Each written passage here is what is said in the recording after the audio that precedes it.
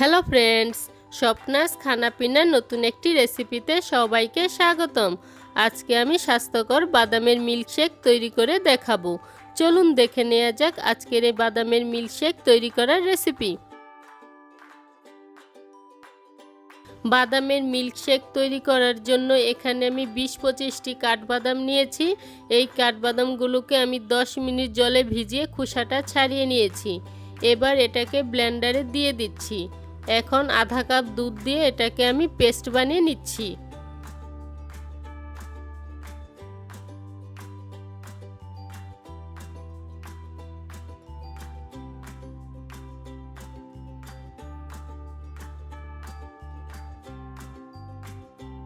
Paste করা হয়ে গিয়েছে, আর এটাকে আমি একদম মিহি পেস্ট করিনি।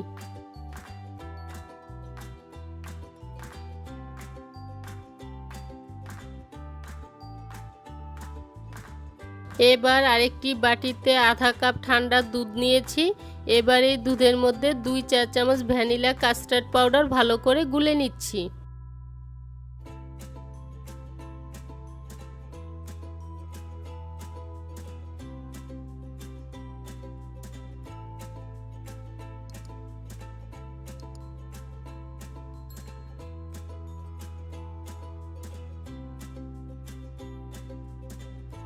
এবার একটি প্যানে 1 লিটার দুধ দিয়ে দুধটাকে জাল করে নিচ্ছি।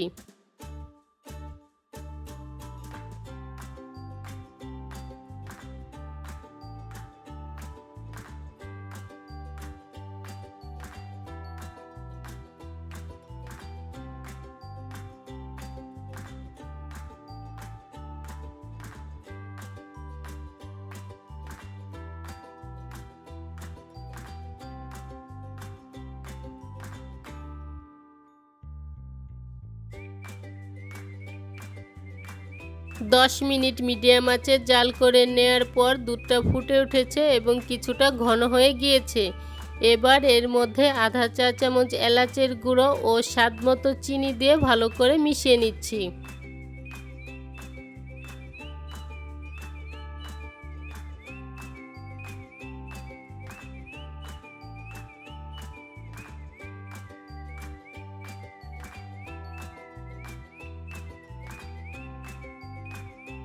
দুই মিনিট জাল করে নেওয়ার পর চিনিটা গলে গিয়েছে।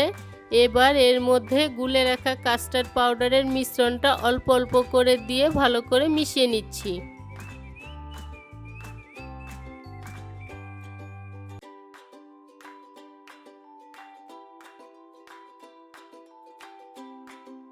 কাস্টার্ড পাউডারের মিশ্রণটা দেওয়ার পর এবার এটাকে আমি আরও 2 মিনিটের জন্য রান্না করে নিচ্ছি।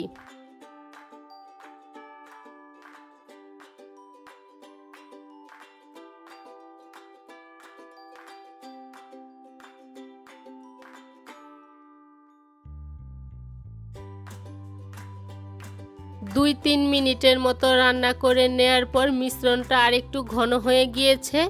এবার এর মধ্যে তৈরি করে রাখা বাদামের পেস্টটা ভালো করে মিশিয়ে নিচ্ছি।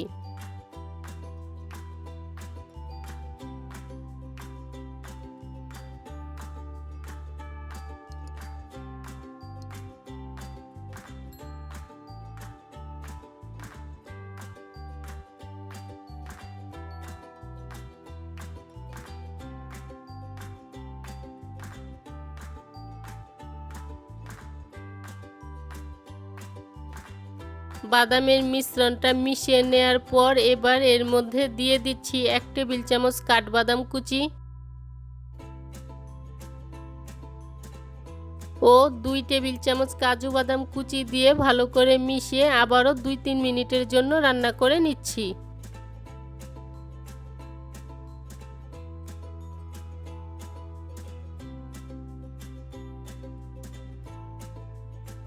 দুই 3 মিনিট জাল করে নেয়ার পর মিশ্রণটা তৈরি হয়ে গিয়েছে। এবার এটাকে আমি নামিয়ে ঠান্ডা করে নিচ্ছি।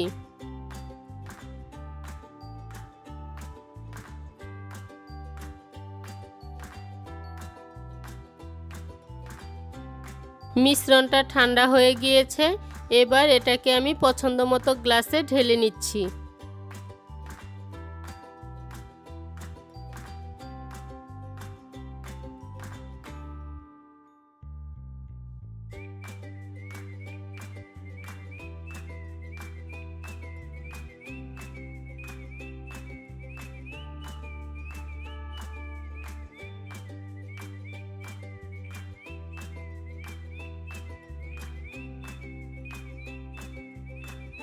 তৈরি হয়ে গিয়েছে আমার বাদামের মিল্কশেক।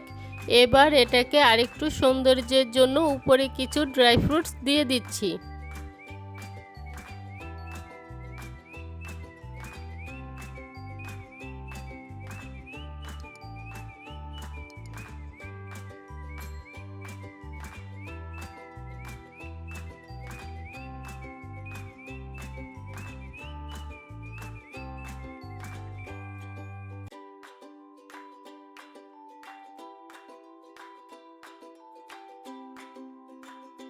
আজকের এই বাদামের মিল্কশেকের রেসিপিটি যদি ভালো লেগে থাকে তাহলে সাবস্ক্রাইব করে পাশে থাকা বেল আইকনে প্রেস করতে ভুলবেন না।